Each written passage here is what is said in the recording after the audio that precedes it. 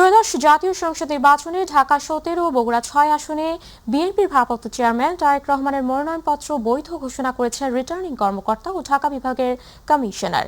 এদিকে ঢাকা 15 আসনে জামাতে ইসলামের আমির ডক্টর শফিকুর রহমানের মনোনয়নপত্র বৈধ ঘোষণা করা হয়েছে। এছাড়া এনসিপির আহ্বায়ক নাহিদ ইসলামের ঢাকা 11 আসনে মনোনয়নপত্র বৈধ ঘোষণা করা হয়েছে। অন্যদিকে ঢাকা 9 আসনের তাসনিম জারা সহ কয়েকজন প্রার্থীর মনোনয়নপত্র বাতিল ঘোষণা করেছে ইসি। আরও জানাচ্ছেন নেত্তা গালিব। ত্রয়োদশ জাতীয় সংসদ নির্বাচনকে সামনে রেখে ঢাকার আঞ্চলিক নির্বাচন কার্যালয় সহ দেশের বিভিন্ন চিফ রিটার্নিং কর্মকর্তার কার্যালয়ে আনুষ্ঠানিকভাবে মনোনয়ন যাচাই বাছাই প্রক্রিয়া চলমান। দুপুরে বিএনপির ভারপ্রাপ্ত চেয়ারম্যান তারেক রহমানের পক্ষে সেগুনবাগিচায় বিভাগীয় নির্বাচন কমিশনে আসেন চেয়ারম্যানের উপদেষ্টা মণ্ডলীর সদস্য আব্দুস সালামের নেতৃত্বে কয়েক সদস্যের প্রতিনিধি দল। তিনি জানান, রিটার্নিং কর্মকর্তা ও ঢাকা বিভাগের কমিশনার তারেক রহমানের মনোনয়নপত্র বৈধ ঘোষণা করেছেন। ভারপ্রাপ্ত চেয়ারম্যান দেশনায়ক তারেক রহমান ঢাকা 17 থেকে আমরা যে মনোনয়নপত্র দাখিল করেছিলাম, আজকে যাচাই বাছাইয়ের সময় ছিল, সেটা বৈধ বলে গৃহীত হয়েছে। ঢাকা ছাড়াও বগুড়া 6 সদর সংসদীয় আসনে বিএনপির ভারপ্রাপ্ত চেয়ারম্যান তারেক রহমানের মনোনয়নপত্র যাচাই বাছাই শেষে বৈধ ঘোষণা করা হয়েছে। এদিকে সকালে রাজধানীর আগারগাঁওয়ের মনোনয়নপত্র যাচাই বাছাই শেষে ঢাকা 15 আসনে জামায়াতে ইসলামীর আমির ডক্টর শফিকুর রহমানের মনোনয়নপত্র বৈধ ঘোষণা করে কমিশন। জাতীয় নাগরিক পার্টি এনসিপির আহ্বায়ক নাহিদ ইসলামের ঢাকা 11 আসনে, ঢাকা 13 আসনে খেলাফত মজলিসের আমির আল্লামা মামুনুল হকের মনোনয়নপত্র বৈধ ঘোষণা করা হয়েছে। এছাড়া ঢাকা 14 আসনে বিএনপি মনোনীত সানজিদা আক্তার তুলি এবং জামাত মনোনীত ব্যারিস্টার মীর আহমদ বিন কাসিম, ঢাকা 6-এ বিএনপির ইশরাক হোসেন, ঢাকা 8-এ এনসিপির নাসির উদ্দিন পাটোয়ারি, ঢাকা 12-এর জামাত মনোনীত সাইফুল আলম খান মিলন, ওয়ার্কার্স পার্টির সাইফুল হক, গণসংহতি তাসলিমা আক্তার এবং আমজনতার তারেক রহমান সহ ঢাকা 17-তে বিএনপি চেয়ারপারসন তারেক রহমানের প্রতিদ্বন্দ্বী জামাতের ডাক্তার খালিদুজ্জামানের মনোনয়নপত্র বৈধ ঘোষণা করা হয়েছে। আমার যে ব্যক্তিগত প্রোফাইল, আমি পার্সোনালি কোনো ব্যক্তিগত চ্যালেঞ্জ এটাকে মনে করি না, এবং এই এলাকার জনগণ আমি যেটা দেখেছি আমাকে বিপুল ভোটে জয়ী করবে ইনশাআল্লাহ। এখন আমরা দেখছি তাদের একটা নিউট্রাল আচরণ, সকল প্রার্থীর প্রতি তারা সমান আচরণ করছে। দৈনন্দিন তারা যে প্রতিকূলতা প্রতিবন্ধকতাগুলো এবং লড়াই করে চলেছে, সেই লড়াইটা আমারও ছিল এবং এই লড়াইয়ে তাদের পাশে থেকে তাদেরকে শক্তিশালী করতে চাই। গত এক সপ্তাহে বাংলাদেশের ছবির মহড়া হলো, পোস্টারের মহড়া হলো, সেই বিষয়ে নির্বাচন কমিশনের কোনো পদক্ষেপ আমরা দেখি নাই। জুলাই সনদকে আক্ষরিক বাস্তবায়ন করার জন্য আরও একবার আমাদের একসাথে মাঠে নামতে হবে। রাজনীতিতে আমরা কেউ আসি যাই না, রাজনীতির মধ্যেই আমরা নিমজ্জিত থাকি। অন্যদিকে ঢাকা 9 আসনের স্বতন্ত্র প্রার্থী তাসনিম জারা এবং ব্যারিস্টার সরওয়ার হোসেন সহ কয়েকজন স্বতন্ত্র প্রার্থীর মনোনয়নপত্র বাতিল ঘোষণা করেছে নির্বাচন কমিশন। আমি ঢাকা 9-এর স্বতন্ত্র প্রার্থী হিসেবে যে মনোনয়ন আবেদনপত্র দিয়েছিলাম, সেটা আপাতত গৃহীত হয়নি, কিন্তু আমরা আপিল করব। আপিল করার প্রক্রিয়া আমরা ইতিমধ্যেই শুরু করেছি। সন্ধ্যায় সার্বিক বিষয় নিয়ে কথা বলেন চিফ রিটার্নিং কর্মকর্তা। মনোনয়নপত্র জমা দিয়েছিলেন 174 জনে। আজকে বাছাই শেষে 119টি মনোনয়ন বৈধ বিবেচিত হয়েছে, 54টি মনোনয়নপত্র বাতিল হয়েছে, একটি মনোনয়নপত্র স্থগিত আছে। উনি সময় চেয়েছেন, এটা স্থগিত আছে। এই হচ্ছে 174-এর হিসাব। মিফতা গালিব, মাই টিভি, ঢাকা। বাংলাদেশ সরকারের সাবেক সচিব ABM আব্দুস সাত্তারকে বিএনপির ভারপ্রাপ্ত চেয়ারম্যান তারেক রহমানের একান্ত সচিব হিসেবে এবং ঢাকা রিপোর্টার্স ইউনিটির সাবেক সাধারণ সম্পাদক AM সালেকে প্রেস সচিব হিসেবে নিযুক্ত করা হয়েছে। বিএনপির সিনিয়র যুগ্ম মহাসচিব অ্যাডভোকেট রুহুল কবির রিজভী স্বাক্ষরিত প্রেস বিজ্ঞপ্তিতে এই তথ্য জানানো হয়েছে। এদিকে দুপুরে বিএনপির চেয়ারপারসনের গুলশান কার্যালয়ে আসেন দলের ভারপ্রাপ্ত চেয়ারম্যান তারেক রহমান।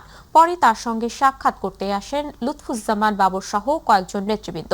এরপর সন্ধ্যায় গুলশান কার্যালয়ে আসে অ্যাটকোর একটি প্রতিনিধি দল। সেখানে শোক বইয়ে স্বাক্ষর করে অ্যাটকো সভাপতি অঞ্জন চৌধুরী বলেন, ভবিষ্যতের দিকে তাকিয়ে শোক কাটিয়ে উঠবে বিএনপি। মনের কথা কিভাবে আমরা তাকে উপলব্ধি করি বা করেছি সেটাই প্রকাশ করা, এবং তার পরিবারের প্রতি আমাদের সমবেদনা থাকবে সেটাও আমরা লিখেছি। এবং আগামী দিনে হয়তো আমরা একটা সুন্দর বাংলাদেশ দেখতে পাবো আমাদের রাজনীতিবিদদের নেতৃত্বে, এটাও আমরা আশা প্রকাশ করি। তবে আজকে তেমন বেশি কিছু করার নাই, বিকজ সবাই মর্মাহত, বাংলাদেশ এখন শোকের মধ্যে দিয়ে যাচ্ছে, যেন করবেন এবং আমরা সাথে থাকবো, এইটাই আছে। সবাই শোকাহত, মর্মাহত এবং ওনার আত্মার মাগফিরাত কামনা করি। প্রেসিডেন্ট সাহেব তো যা বলার বলেছেন, সো আমরা আশা করব আল্লাহ তাআলা ওনাকে যেন জান্নাতবাসী করে এবং দেশ যেন ওনার যে মটো বা ওনার যে দিক নির্দেশনা ছিল সেইভাবে যেন দেশ এগিয়ে যাক, এটাই আমাদের কামনা। বিএনপি চেয়ারপারসন বেগম খালেদা জিয়ার সমাধিতে শ্রদ্ধা জানাতে চতুর্থ দিনেও ছিল দলীয় নেতাকর্মী সহ সাধারণ মানুষের ঢল। এদিন শ্রদ্ধা জানিয়েছে বিএনপির একাধিক অঙ্গ সংগঠনের নেতাকর্মীরা। শ্রদ্ধা জানাতে এসে দলের সিনিয়র যুগ্ম মহাসচিব রুহুল কবির রিজভী বলেছেন, খালেদা জিয়ার আদর্শ আর অঙ্গীকারের পথেই এগিয়ে যাবে বাংলাদেশ। বিস্তারিত ইলিয়াস মাদবরের প্রতিবেদনে। টানা চতুর্থ দিনের মতো ঘন কুয়াশা আর তীব্র শীত উপেক্ষা করে সকাল থেকেই খালেদা জিয়ার সমাধিতে শ্রদ্ধা জানাতে রাজধানীর জিয়া উদ্যানে আসেন দলীয় নেতাকর্মী ও সাধারণ মানুষ। বেলা বাড়ার সঙ্গে সঙ্গে বাড়তে থাকে ভিড়। শুধু ঢাকা বা এর আশপাশ নয়, সারা দেশের বিভিন্ন প্রান্ত থেকে শ্রদ্ধা জানাতে এসে নেতাকর্মী ও সাধারণ মানুষ বলছেন, দেশপ্রেম ও খালেদা জিয়ার প্রতি শ্রদ্ধা থেকেই এখানে এসেছেন তারা। বেগম খালেদা জিয়া ওনার সুদীর্ঘ প্রায় 42 বছরের রাজনৈতিক ইতিহাসে যা অর্জন করেছেন এবং বাংলাদেশকে যা দিয়েছেন, সেটাও আগামী দিনে পূরণীয় হওয়ার নয়।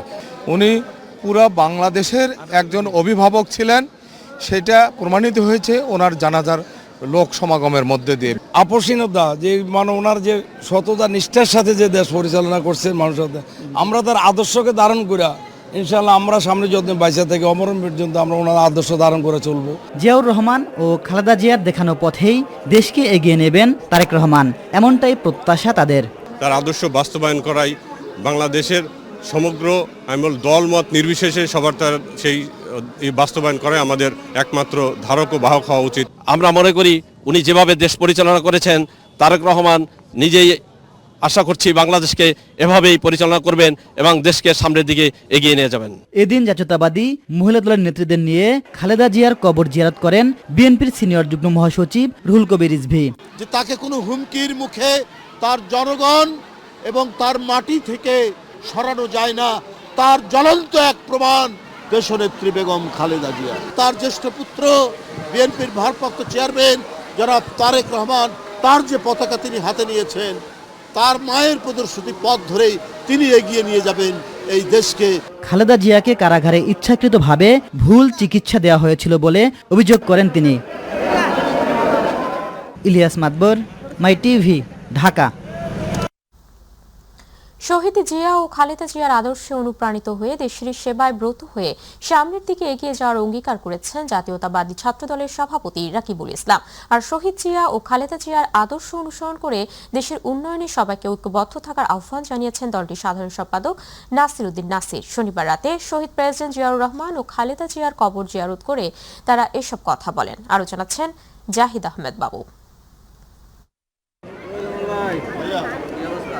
মানুষের বাঁধভাঙা ভালোবাসার স্রোতে এভাবেই ফুলে ফুলে ছেয়ে থাকছে আপসীর নেত্রী বেগম খালেদা জিয়ার কবর। আর তাই দাফনের চতুর্থ দিনে তার কবর জিয়ারত ও শ্রদ্ধা জানাতে এখানে ছুটে আসেন বিএনপি ও অঙ্গ সংগঠনের নেতাকর্মী সহ বিভিন্ন শ্রেণী পেশার মানুষ। অনন্তকাল উনি যতদিন পর্যন্ত মানুষ আছে, পৃথিবী থাকবে অতদিন পর্যন্ত মানুষের ভালোবাসা থাকে এবং মানুষের জন্য মানুষ কাঁদে। 30 তারিখে সকালে ওনার মৃত্যুর সংবাদ পাই। 31 তারিখে আমি রাজশাহীতেই ছিলাম। আমি অত্যন্ত মর্মাহত, অত্যন্ত দুর্ভাগা যে আমি ওনার জানাজায় উপস্থিত হতে পারি নাই। আসছে খালেদা জিয়ার কবর ওনার প্রতি ভালোবাসার জন্য দেখার জন্য আসছে। সন্ধ্যায় শহীদ প্রেসিডেন্ট জিয়াউর রহমান ও দেশনেত্রী খালেদা জিয়ার কবর জিয়ারত করতে আসেন জাতীয়তাবাদী ছাত্রদল কেন্দ্রীয় সংসদের নেতৃবৃন্দরা।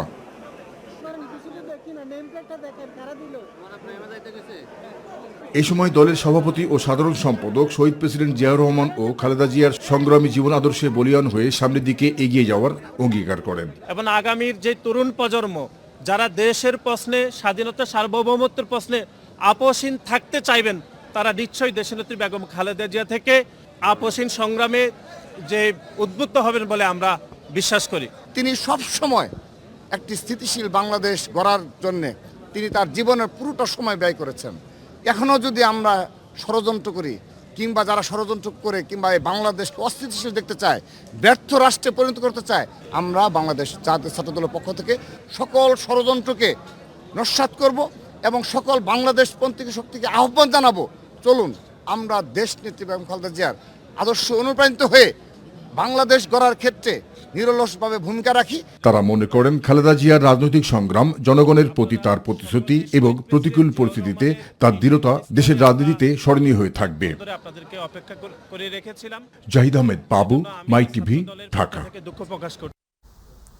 বিএনপির নির্বাহী কমিটির আন্তর্জাতিক বিষয়ক সম্পাদক ও পঞ্চগড় 1 আসনের বিএনপি মনোনীত প্রার্থী ব্যারিস্টার মোহাম্মদ নওশাদ জমির ও জাতীয় নাগরিক পার্টির উত্তরাঞ্চলের মুখ্য সংগঠক এবং এই আসনের এনসিপি মনোনীত প্রার্থী সার্জিস আলম একসাথে দেশ করার অঙ্গীকার করেছেন। অপরদিকে 2 আসনে বিএনপি কেন্দ্রীয় কমিটির পল্লী উন্নয়ন বিষয়ক সম্পাদক ও জেলা কমিটির সদস্য সচিব ও 2 আসনের বিএনপি মনোনীত প্রার্থী ও জামাত ইসলামের প্রার্থী সফিউল্লাহ সুফিও একসাথে কাজ করার অঙ্গীকার করেন। সকালে জেলা প্রশাসক ও জেলা রিটার্নিং অফিসারের কক্ষে বাছাই পর্ব শেষে সাংবাদিকদের প্রশ্নে 4 জনই একই প্রত্যয় ব্যক্ত করেন। পরে একে অপরের সঙ্গে শুভেচ্ছা বিনিময় করেন প্রার্থীরা। বাংলাদেশের জনগণের প্রতি, বাংলাদেশের প্রতি দায়বদ্ধতার যে সম্পর্ক, সেটা আমাদের সবসময় থাকবে এবং ইনশাআল্লাহ আমরা খুব সুন্দরভাবে আমাদের আগামী নির্বাচন কেন্দ্রিক যেই ধরনের প্রচারণা, আচরণবিধি সব কিছু পালন করে আমাদের নির্বাচন সুষ্ঠুভাবে সম্পন্ন করতে সহযোগিতা করব। আমার পঞ্চগড় 1 আসনে আমার যে আমি মনোনয়নপত্র দাখিল করেছিলাম, সেটাও আজকে আলহামদুলিল্লাহ বৈধ ঘোষণা করা হয়েছে।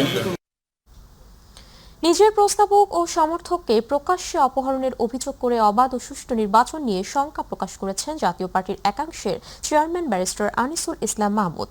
তিনি বলেন, জাপা যখন নির্বাচনে ঘোষণা দিয়েছিল তখন থেকেই তাদের দলের কর্মী সমর্থকদের নানাভাবে ভয়ভীতি প্রদর্শন করা হয়েছে। রাজধানীর গুলশানের নিজ বাসভবনে জরুরি সংবাদ সম্মেলনে তিনি এই অভিযোগ করেন। দেশের আইন শৃঙ্খলা পরিস্থিতি স্বাভাবিক না করলে ও লেভেল প্লেইং ফিল্ড তৈরি না হলে কোনোভাবেই দেশে অবাধ ও সুষ্ঠু নিরপেক্ষ ও অংশগ্রহণমূলক নির্বাচন সম্ভব নয় বলেও মন্তব্য করেন তিনি।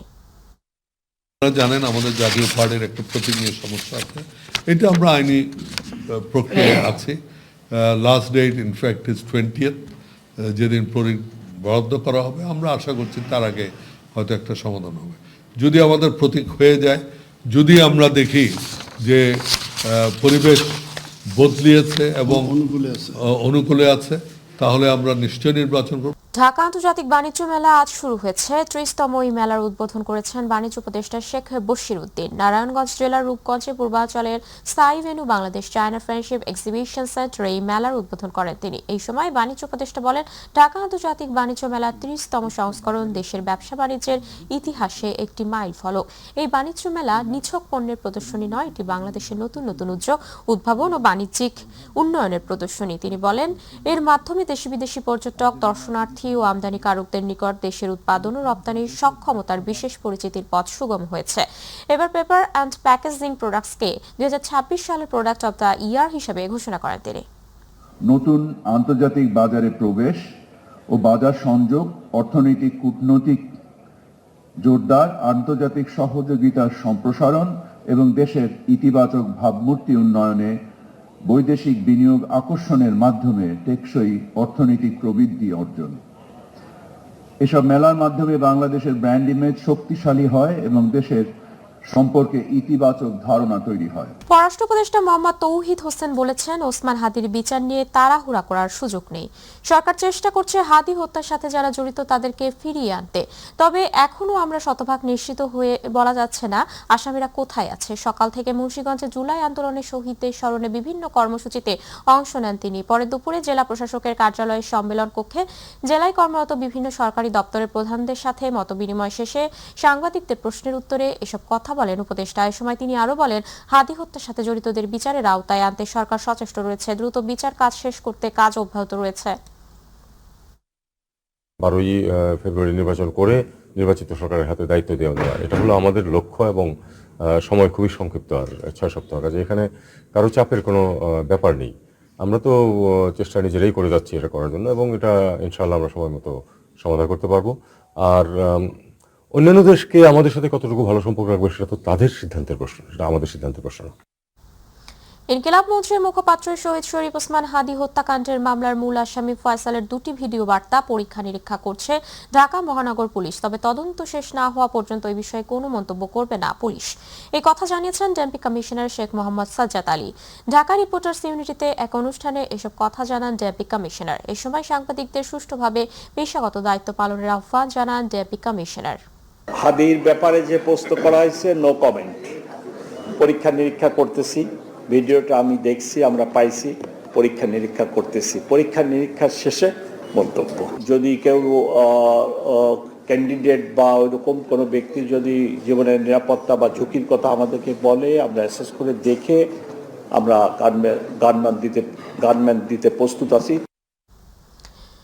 চলতি মাসে 4 থেকে 5টি শৈত্যপ্রবাহ বয়ে যেতে পারে বলে জানিয়েছে আবহাওয়া অধিদপ্তর। আবহাওয়া অধিদপ্তরের পরিচালক মোহাম্মদ মমিনুল ইসলাম স্বাক্ষরিত 1 মাসের দীর্ঘমেয়াদী পূর্বাভাসে এই তথ্য জানানো হয়েছে। এতে বলা হয়েছে চলতি মাসে দেশে স্বাভাবিক বৃষ্টিপাতের সম্ভাবনা আছে, তবে বঙ্গোপসাগরে ঘূর্ণিঝড় বা নিম্নচাপ সৃষ্টি হওয়ার সম্ভাবনা নেই।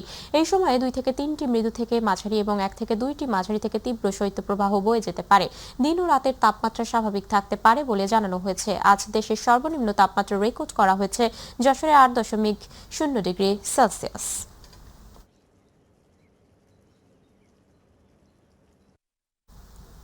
মৌলভীবাজারে চলছে মৃদু শৈত্যপ্রবাহ, ঘন কুয়াশা ও ঠান্ডা বাতাসে বেড়েছে শীতের তীব্রতা। বিপর্যস্ত হয়ে পড়েছে জনজীবন। এই অবস্থায় সবচেয়ে বেশি দুর্ভোগে পড়েছে চা শ্রমিক, কৃষক, ছিন্নমূল ও দরিদ্র মানুষেরা। প্রতিনিধি সঞ্জয় কুমারদের তথ্য ও চিত্রে বিস্তারিত জানাচ্ছেন তামান্না সাদিকা। বিল হাওর পাহাড় ও চা বাগান পরিবেষ্টিত জেলা মৌলভীবাজারে বেশ কয়েকদিন ধরে চলছে মৃদু শৈত্যপ্রবাহ। শীতের তীব্রতা আরও বেড়েছে। এর সঙ্গে পাল্লা দিয়ে বাড়ছে কুয়াশা আর হিমেল হাওয়ার দাপট। অনেক বেলা পর্যন্ত কুয়াশা আর ঠান্ডা বাতাসে আবৃত থাকে পুরো এলাকা। এমনকি দিনের বেলায়ও গাড়ি চালাতে হচ্ছে হেডলাইট জ্বালিয়ে। এই অবস্থায় খুব সকালবেলা কাজে যোগ দিতে হয় চা শ্রমিক, কৃষক সহ খেটে খাওয়া মানুষের। বড় ও রবি শস্য চাষের মৌসুমে তারা অত্যন্ত কষ্টের মাঝেই করছেন চাষাবাদ। কুয়াশা পড়ছে, কুয়াশার মাঝে আমরা কাজে আইছি। কাজ না করলে তো আমরা খাইতে পারলাম না। কাজ করাই লাগবো, না করলে তো পেটে ভাত মিলবো না ভাই। ঠান্ডা লাগে আমরা খাম করতাম পারি না, আমরা খুব কষ্টে আছি। দিন মজুরি করি, তো বাচ্চা কাচ্চা নিয়ে খাই, কোনো রকম ডাল ভাত দুইটা। শীতের তীব্রতায় সবচেয়ে বেশি ভোগান্তিতে পড়েছেন নিম্ন আয়ের মানুষ, দিনমজুর, রিকশা চালক ও খেটে খাওয়া শ্রমজীবীরা। ছিন্নমূল এবং দরিদ্র মানুষেরা আগুন জ্বালিয়ে শীত নিবারণের চেষ্টা করছেন। বাতাসে প্রচুর ধুলাবলির কারণে বাড়ছে ঠান্ডাজনিত রোগ। হাসপাতালগুলোতেও বেড়েছে ঠান্ডাজনিত রোগীর সংখ্যা। ঠান্ডা লাগছে, 5 দিন ভর্তি, শুক্রবারে ভর্তি হয়েছি, আজকে দেখাইছি কমছে না। অপরদিকে পর্যাপ্ত শীতবস্ত্রের অভাবে অনেকের জন্য এই শীত আরও কঠিন হয়ে উঠেছে। শীতার্থ দরিদ্র মানুষের শীত নিবারণের জন্য জেলা প্রশাসক কার্যালয় থেকে পাওয়া কম্বল বিতরণ করা হচ্ছে বলে জানিয়েছেন এই কর্মকর্তা। আমরা যে কম্বলগুলো পেয়েছি তা বেশ আগেই আমাদের বিতরণ কার্যক্রম শেষ হয়েছে এবং দ্বিতীয় ধাপেরগুলোর বিতরণ কার্যক্রম চলমান আছে। এটা আশা করছি আমরা আজকালের মধ্যে শেষ হয়ে যাবে। তামান্না সাদিকা, মাই টিভি নিউজ ডেস্ক। নতুন বছরে অবকাশকালীন ছুটি শেষে আগামীকাল রোববার থেকে শুরু হবে সুপ্রিম কোর্টের আপিল ও হাইকোর্ট বিভাগের নিয়মিত বিচারিক কার্যক্রম। গত ডিসেম্বরে নির্ধারিত ছুটি শেষে আগামীকালই প্রথম সুপ্রিম কোর্টের আপিল বিভাগে বিচারিক কার্যক্রম পরিচালনা করবেন নবনিযুক্ত প্রধান বিচারপতি জুবাইর রহমান চৌধুরী। দিনের শুরুতে সকাল 10:30টায় আপিল বিভাগের 1 নং এজলাস কক্ষে প্রধান বিচারপতিকে সংবর্ধনা দেবে সুপ্রিম কোর্ট আইনজীবী সমিতি। নবনিযুক্ত প্রধান বিচারপতিকে বরণ করে নিতে সুপ্রিম কোর্ট অঙ্গনে ব্যাপক প্রস্তুতি নেওয়া হয়েছে। গত 28 ডিসেম্বর দেশের 26তম প্রধান বিচারপতি হিসেবে শপথ নেন বিচারপতি জুবাইর রহমান চৌধুরী। এবারে প্রবাসী সংবাদ।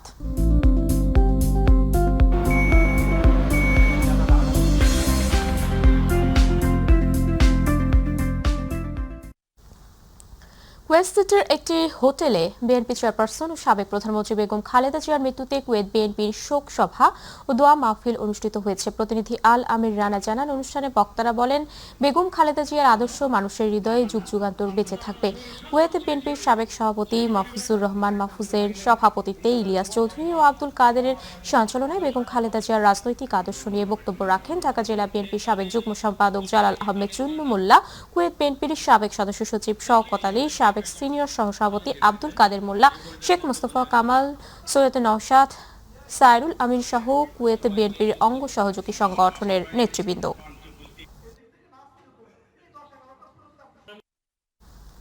বিএনপি চেয়ারপারসন বেগম খালেদা জিয়ার আত্মার মাগফিরাত কামনায় বাহরাইনে গায়বানা জানাজা, খতমে কোরআন, শোক বইয়ে স্বাক্ষর ও দোয়া মাহফিল অনুষ্ঠিত হয়েছে।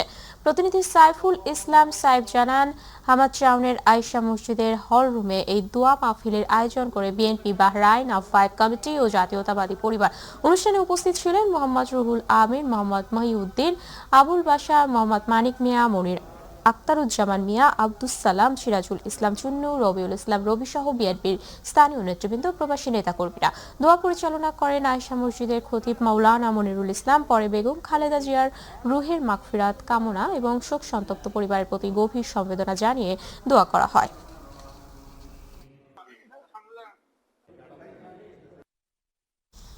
সৌদি আরবের দামামে বাংলাদেশ কমিউনিটি ও বিডি সোসাইটির উদ্যোগে বিএনপি চেয়ারপারসন ও সাবেক প্রধানমন্ত্রী বেগম খালেদা জিয়ার বিদেহী আত্মার মাগফিরাত কামনায় ও দোয়া অনুষ্ঠিত হয়েছে। দামাম থেকে প্রতিনিধি রাহুল পারভেজ জানান, দামবাম বাংলাদেশ ইন্টারন্যাশনাল স্কুল মাঠে গায়বানা জানাজা অনুষ্ঠিত হয়। এ সময় বিভিন্ন সামাজিক, সাংস্কৃতিক ও রাজনৈতিক দলের নেতৃবৃন্দ সহ প্রবাসী বাংলাদেশিরা উপস্থিত ছিলেন।